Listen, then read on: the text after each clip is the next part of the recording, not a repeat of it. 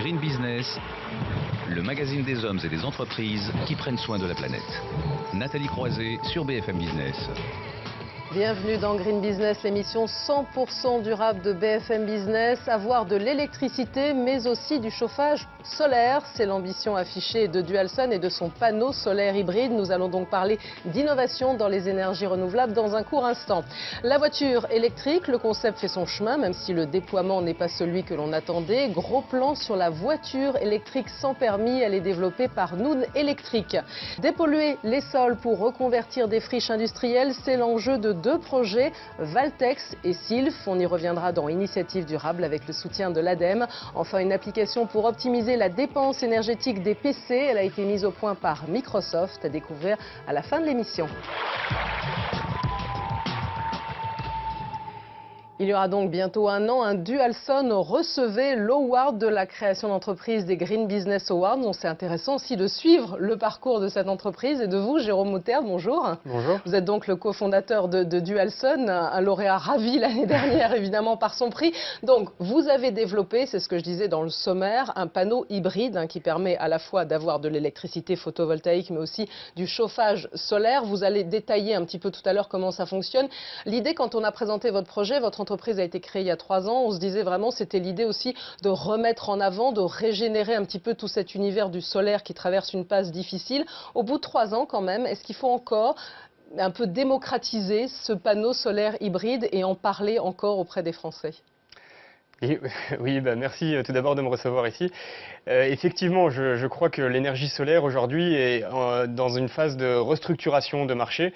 Elle a été beaucoup mise en avant par des subventions et des aides du type tarif de rachat de l'électricité et un petit peu malmenée par la suite. Mais il faut comprendre que ces aides ont permis le développement de cette technologie et ont permis de réduire énormément les coûts de production, les coûts de fabrication des panneaux solaires et donc de permettre une accessibilité aux énergies solaires par le marché.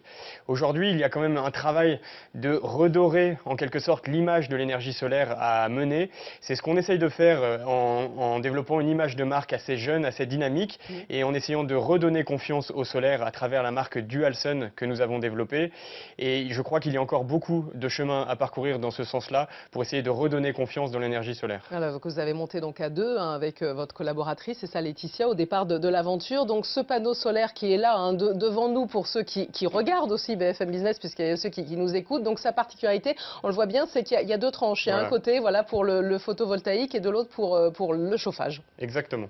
Voilà, nous avons donc développé depuis 3 ans une technologie solaire hybride, c'est-à-dire qui produit de l'électricité photovoltaïque grâce à sa face avant. Et ce sont les cellules photovoltaïques que je montre ici sur la face avant de ce petit échantillon. Et en parallèle, derrière, on va pouvoir chauffer de l'eau grâce à la technologie hybride, puisqu'on récupère les calories, la chaleur dégagée par les cellules photovoltaïques grâce à une circulation d'eau que je montre ici et qui représente la face arrière de notre panneau solaire. Alors ça semble très simple, mais il n'y a pas que vous qui avez développé ça. Quelle est la particularité ? Je crois que vous avez augmenté le rendement énormément. C'est ça finalement l'idée qu'il y avait derrière Dualsun. Exactement. Ce qu'il faut comprendre, c'est que le solaire hybride, l'idée vient d'un constat assez simple sur les cellules photovoltaïques ici. Les cellules photovoltaïques, quand elles chauffent, leur rendement diminue. Donc il y a un vrai intérêt à refroidir ces cellules pour améliorer le rendement photovoltaïque. L'autre constat sur les cellules photovoltaïques, c'est qu'elles ne convertissent que 15% de l'énergie solaire qu'elles reçoivent. Il y a 85% de cette énergie qui n'est actuellement pas valorisée et essentiellement dissipée sous forme de chaleur. Donc nous avons souhaité, et nous ne sommes pas les seuls, comme vous le dites, à récupérer cette chaleur via une circulation d'eau en face arrière des cellules photovoltaïques pour chauffer de l'eau pour les logements, puisque les logements ont des besoins en électricité, mais aussi énormément en eau chaude. Voilà, donc le concept du solaire hybride, généralement, c'est ça. Et nous, notre technologie tourne autour de la réduction des coûts de ces panneaux solaires hybrides et de l'amélioration de leur durée de vie.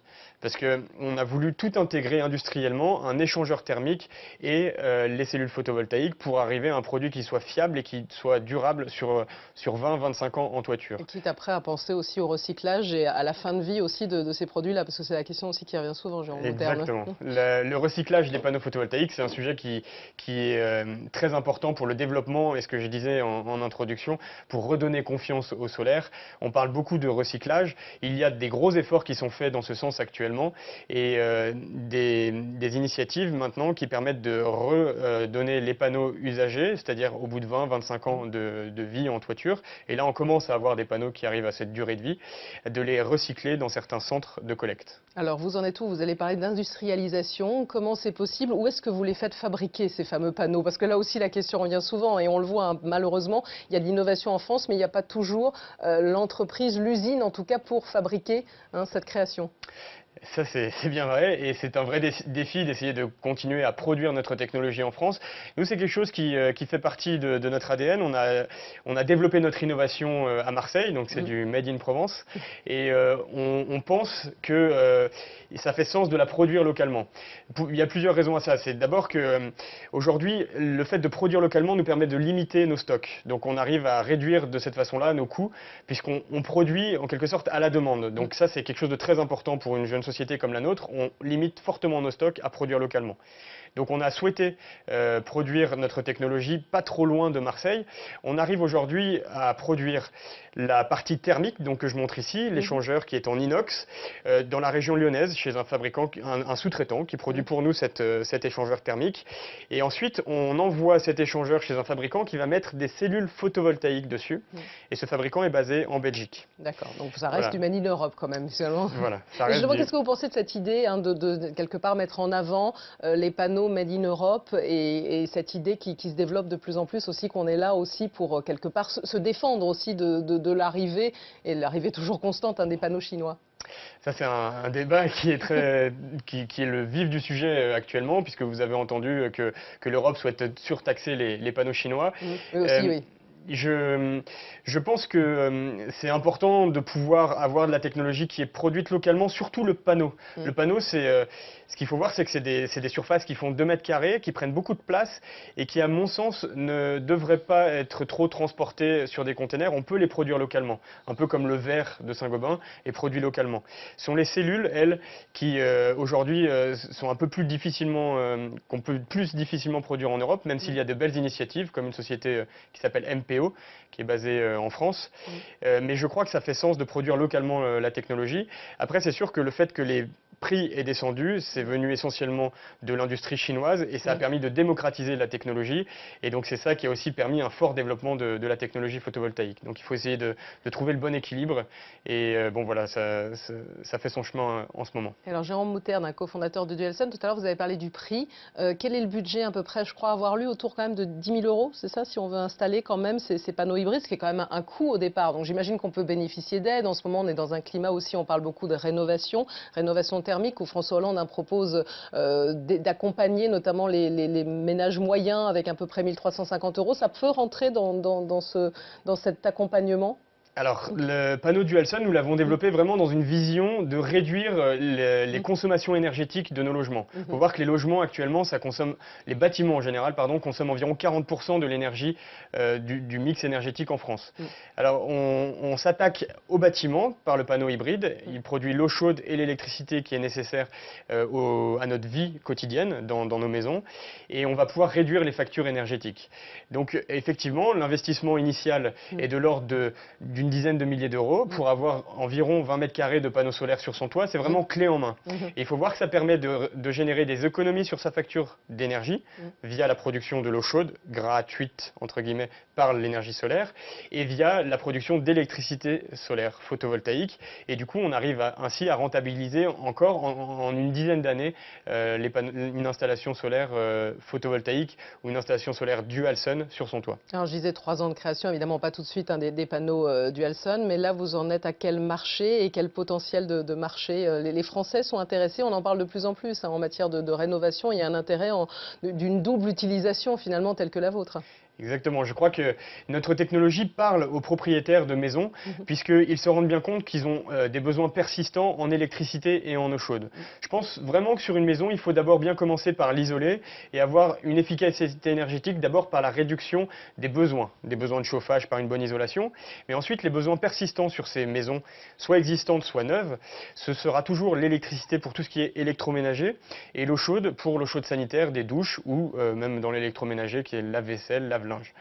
Et là, le panneau Dualsun, c'est une solution unique qui permet de produire tous ces besoins persistants d'énergie et donc d'aller vers l'autonomie énergétique, ce qui est un grand rêve de beaucoup de nos clients. Et vous avez justement beaucoup de vos clients. Vous avez déjà un chiffre, une estimation de ceux qui sont intéressés? Alors voilà, au bout de 3 ans de développement technologique, nous arrivons à un produit qui est maintenant finalisé et que nous avons dévoilé sur un salon à Lyon, le salon des énergies renouvelables, en février dernier. Nous avons donc lancé la commercialisation de ce produit et nous arrivons maintenant à une vingtaine d'installations d'ici à cet été, réparties partout en France, qu'on appelle installations pilotes, puisque ce sont nos premières installations en toiture, qui permettent de démontrer que notre technologie produit bien l'énergie que nous annonçons. Et pourquoi pas l'international, alors vous y pensez? Nous y pensons et ça viendra tout de suite après. Ce qu'il faut voir, c'est qu'un de nos défis en tant que start-up industrielle, c'est d'abord de montrer que notre technologie fonctionne comme nous l'annonçons, convaincre le marché par des vraies réalisations, et c'est ce que nous sommes en train de faire. Et nous irons tout de suite après, une fois que nous aurons bien démontré que la technologie fonctionne correctement sur un réseau international. Nous avons déjà des installations prévues au Maroc, sur des maisons qui n'ont pas forcément un réseau très fiable et qui sont d'autant plus intéressés par de l'énergie solaire pour leur eau chaude et leur électricité. En tout cas, vous avancez prudemment, mais on le voit avec des résultats qui avancent au fur et à mesure. Et je crois que les Green Business Awards l'année dernière et l'Award de la création d'entreprise vous ont aussi beaucoup aidé. Merci à vous, Jérôme Mouterne, donc cofondateur de Dualsun. Je suis sûr que je continuerai à suivre votre parcours dans Green Business. On va marquer une première pause et on va parler dans un instant de voitures électriques et de voitures électriques sans permis. Elle est développée par Noon Electric. Ce sera donc dans un court instant sur BFM Business.